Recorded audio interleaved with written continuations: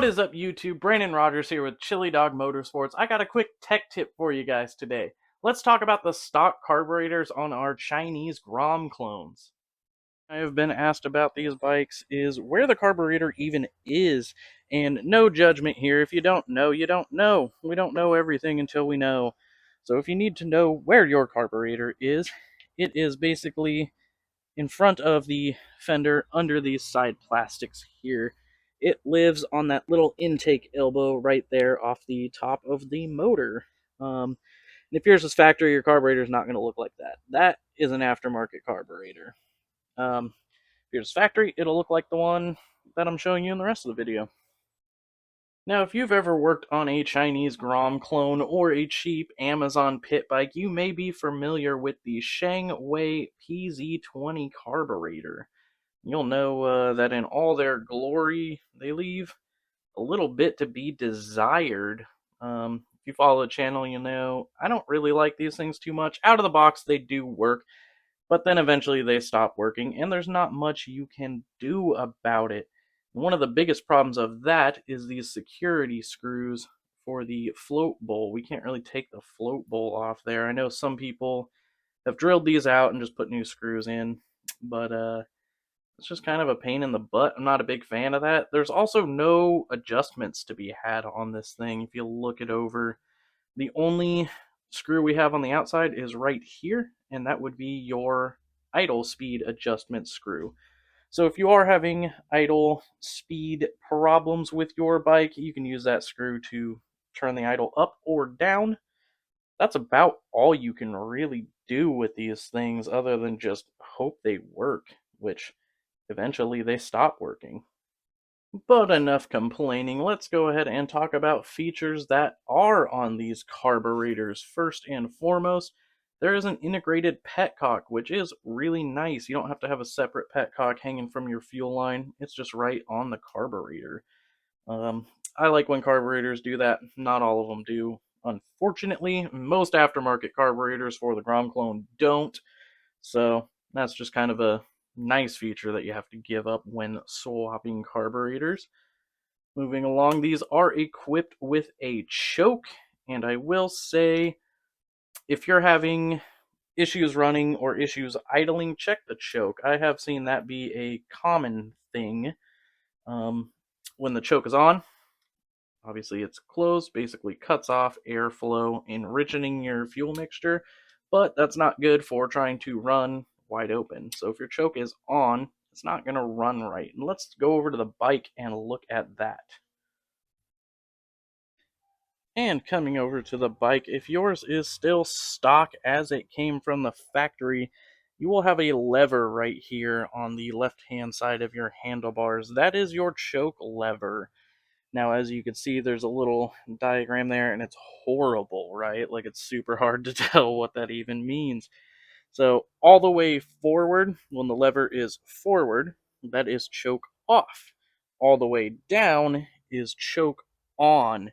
Now, I've seen plenty of people with the choke on trying to run their bike, and it doesn't run, and they complain about it. And you just walk over, push that lever forward, and the bike magically runs. So if you're having issues right out of the box, check that. Make sure that lever, obviously, put the choke on when you're firing it up to help start it up easier. But when you want to run, turn that choke off. Push that lever forward. And moving along to our next feature, as you can see here, we have a drain tube coming off the float bowl. And if you look right next to the drain tube, you'll see a little screw there. If you back that out, it will drain the float bowl. And so if you shut your petcock off, open that up and drain the float bowl, you won't have any fuel left in your carburetor, which is really nice for storage purposes.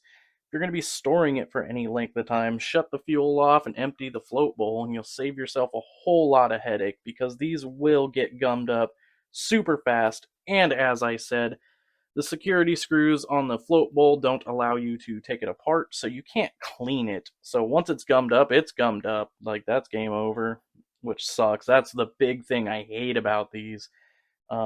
But you can mitigate that by just draining your float bowl if it's going to be sitting for, any length of time. And another thing I wanted to talk about here that I see is kind of a common problem for some people if you're not super familiar with these. Let's say you open this up for whatever reason. You're trying to tinker with it.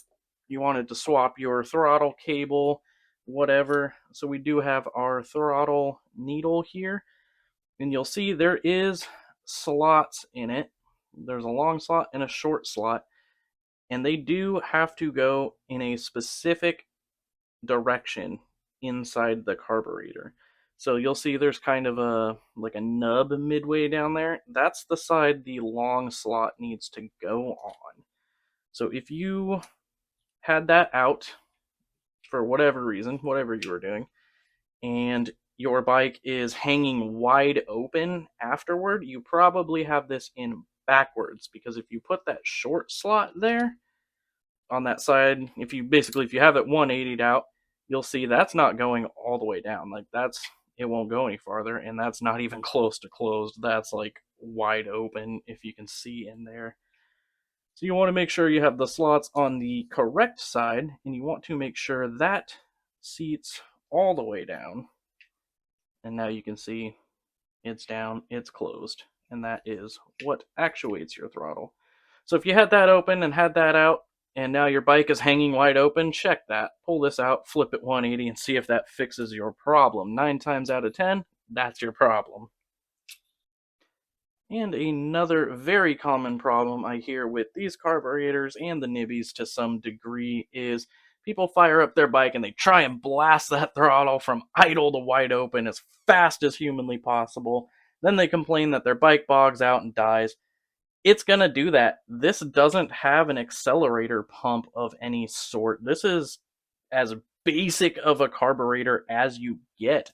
Basically, the only way it operates is when that slide opens, it creates a vacuum which sucks fuel in. So if you crack that throttle as fast as you can, it can't keep up because there's no pump to actually squirt gas by mechanical means, if you understand what I'm getting at. So it can't keep up with that kind of demand. It's not that kind of motorcycle, really. Like it's not a performance motorcycle, right? It's a cheap Chinese knockoff of a cheap Chinese knockoff.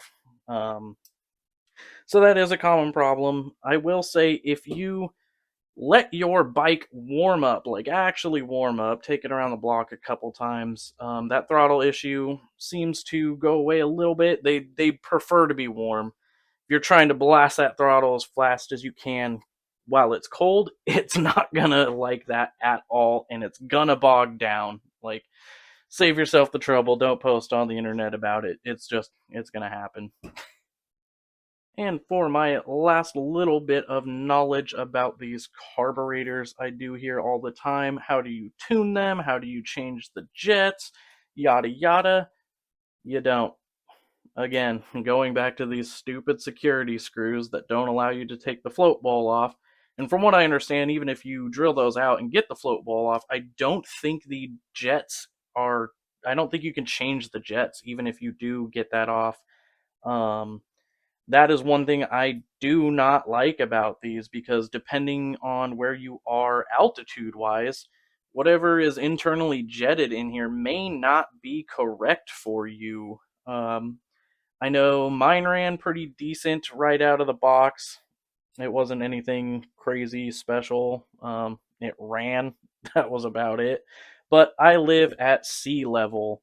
So if you're like way up in the mountains, the factory carburetor might not work at all, which sucks that you can't rejet it. That is one of the big reasons I don't like these carburetors. And that is basically everything I know about these Sheng Wey PZ20 carburetors. I'm not a huge fan of them. I prefer the aftermarket. If you'd like to swap yours to aftermarket, one of these corners will link a video to show you how to do that and which one we prefer. We appreciate each and every one of you watching our videos. I'd say I'm going to link all the parts we talked about today down below, but they're factory parts. There's nothing to link to.